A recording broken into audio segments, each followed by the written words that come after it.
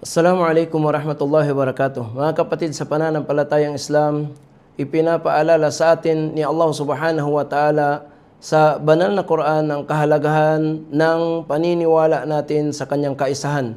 Sinabi ni Allah sa banal na Quran, "Alladhina amanu walam yalbisu imanahum bidhulm, ulaika lahumul wa hum muhtadun."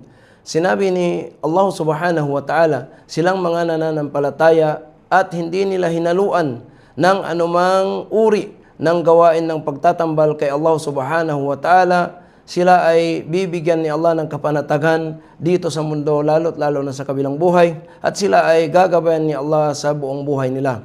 Mga kapatid, dapat sa isang Muslim, panatilihin natin na tayo ay naniniwala na tunay na mag-isa lamang ang ating Panginoon at yun ay si Allah subhanahu wa ta'ala. Hanggang dito na lang. Wassalamualaikum warahmatullahi wabarakatuh.